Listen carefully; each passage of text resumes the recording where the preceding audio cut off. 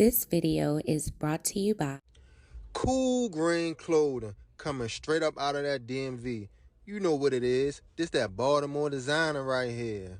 Come on now, come and show some love and show some support. Go online right now, coolgreenclothing.com, and make your purchase.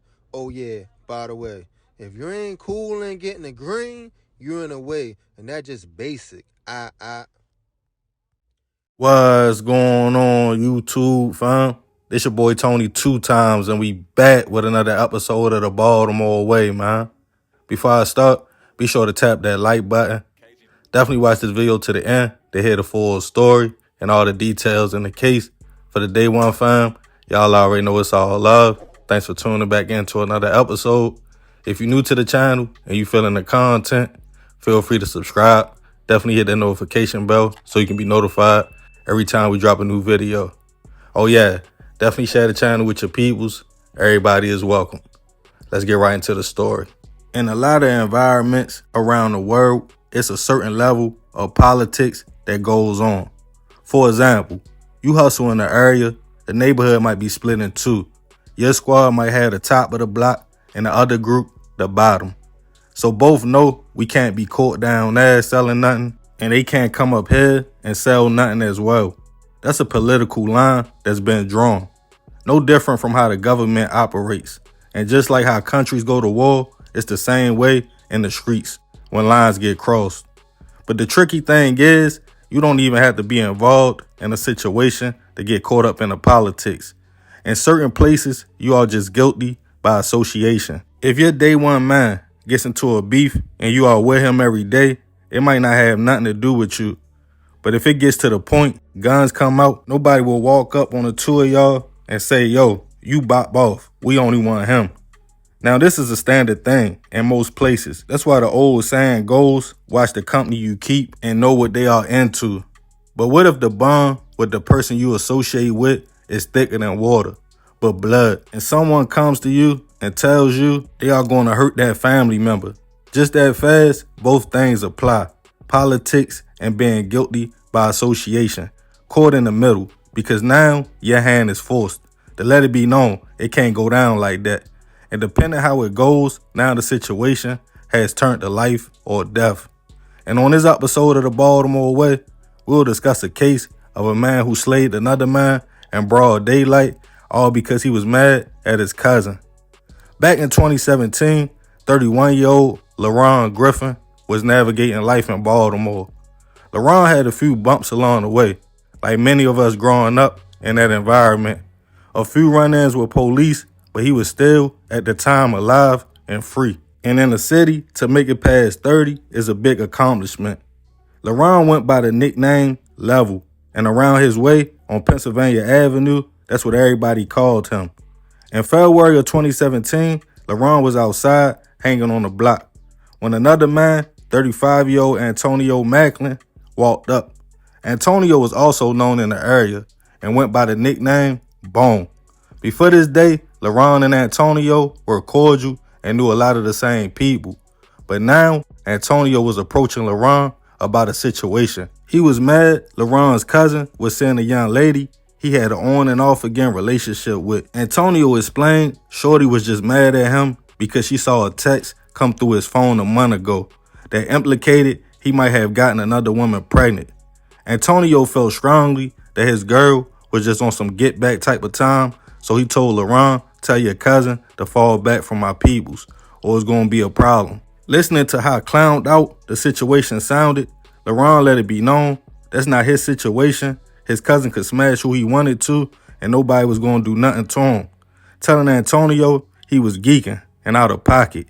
The two exchanged a few words, then they both bopped off. A few days later, on February 28th, LaRon was back outside, standing in front of a mini mart in the 1500 block of Pennsylvania Avenue. It was a warm day for a February, and a lot of people were on the block. One man kept bopping up and down like he was scoping something out, but nobody really paid it no mind. Then seconds later, the man hit the cut and multiple shots went off, causing people to panic and the shooter to disappear in the commotion. BPD was already in the area and responded to the scene to find LaRon suffering from multiple gunshot wounds. he would unfortunately pass away on the block. Witnesses who saw the whole thing at first was hesitant to talk to police, but a young lady who we will call Tammy and a man who we will call Tim agreed to talk about what they saw. Tammy told police she came back to the avenue just to hang out because she had recently moved away. She knew both men, who she referred to as Level and Bone. She stated she always shot dice with Level. She claimed the two had a back and forth verbal altercation days prior, and she could tell by the way the shooter walked it was Antonio because she knew him since a teenager. Tammy pointed them out in a photo lineup, but refused to sign it, reminded BPD how people feel about snitching in the area, and she didn't want to become the next victim and didn't want to testify in court. Tim also spoke to police.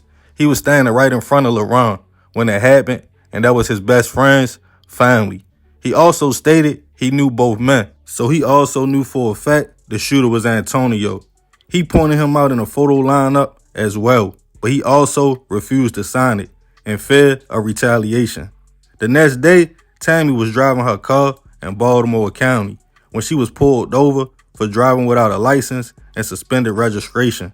The traffic stop quickly turned to police asking her, was she the young lady that witnessed the hit the day before on the avenue?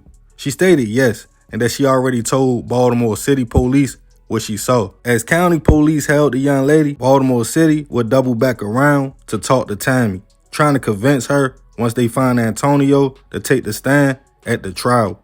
She again let it be known she worried about her safety. BPD went to surveillance video since the shooting happened in front of a store on a busy block.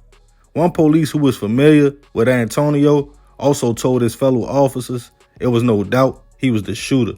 As more information came out about the brazen, broad daylight hit, Antonio was tracked down in Owens Mills and taken into custody.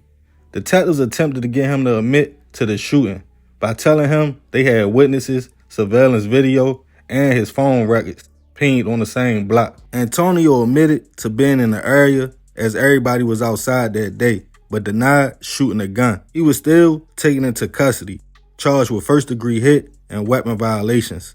As the case started making its way to trial, even though both were against the idea at first, both Tammy and Tim were called as key witnesses. They both took the stand and told the court what they saw that day and how they knew Bone and Level. Antonio's lawyer argued that both were not credible and they never signed the photo lineup identifying him as the shooter. But with their testimonies, cell phone data, and surveillance video, in the end, Antonio was found guilty and sentenced to life plus a consecutive 15 years in prison.